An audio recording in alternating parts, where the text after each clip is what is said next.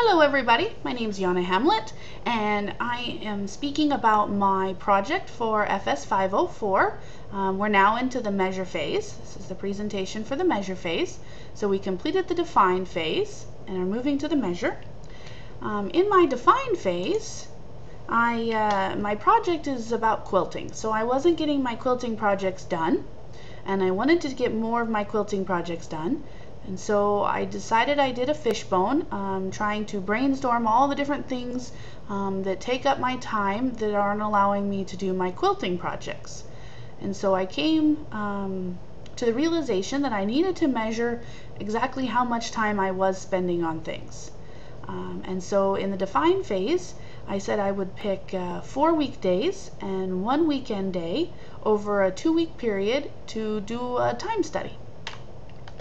So I put the days of the week into a cup and mixed them up together and picked out 4 days.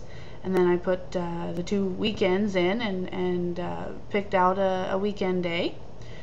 I had to change one of my weekdays because it was not a normal baseline day at school. It was a skewed data because we had a bunch of high school kids here and had an open house type thing, and so it was not a regular day that I could count across a 2-week period. So I had to throw that one out, and I picked another day, and I just kept a very basic categories. So work, school, home, sleeping, put them all together on a spreadsheet. I kept track of the time I spent with those different activities in 30-minute increments. And so I did have to do some rounding because I just rounded to 30 minutes to make it easy. So some of these days actually total more than 24 hours and some of these days total less than 24 hours. As far as the sleeping, I just went from midnight till the time I got up. That way they stayed within the day and I didn't have overlapping time.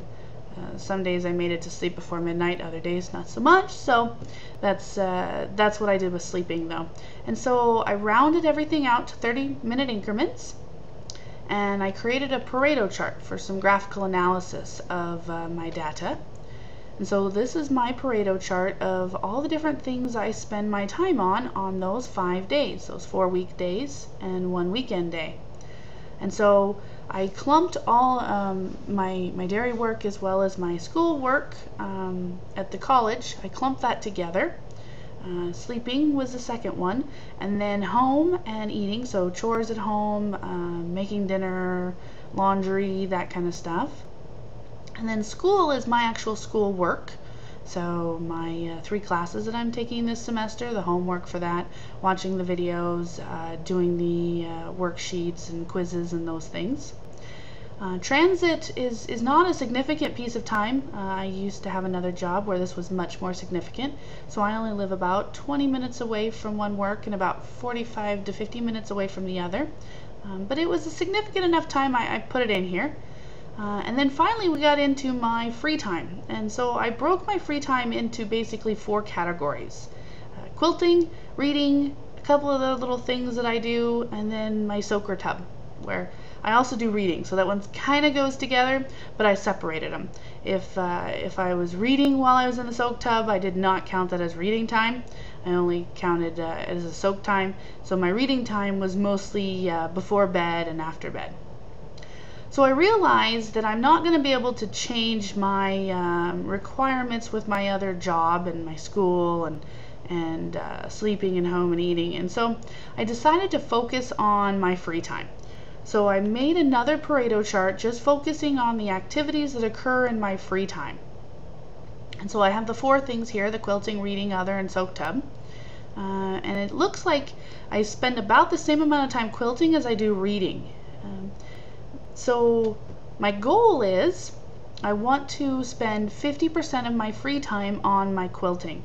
I currently, by doing the math, spend about 37% of my time on quilting. And so Christmas is rapidly approaching.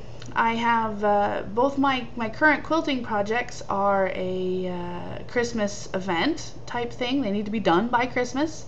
Halloween is going to be here in just a few weeks. If you go to the stores already have all the Christmas lights out. So I need to get my butt in gear. Okay, I have to get these projects finished. So I'm going to devote 50% of my free time to working on my quilting projects. So my next steps for my project is the analyze phase. Since we're in the measure phase now, I've gathered data. I now need to analyze that data.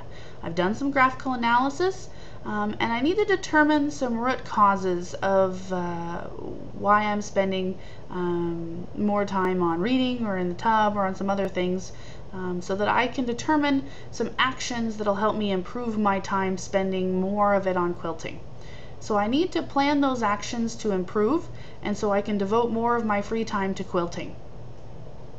So I'm hoping to have that done next week, so that's completed by 11/3, which I guess is the week in a few days.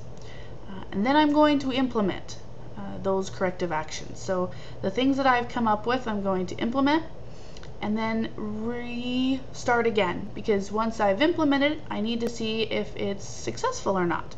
So I'm going to have to do some additional measuring and spend some more time on my projects and do some more time measurement and then do some more analysis, see if I am spending 50% of my free time on my quilting projects, and if not, well, I'll have to start again with the analyze phase of what can I do to spend more time, and then again implement those actions and keep repeating that until I can get to where I am spending 50% of my free time on quilting.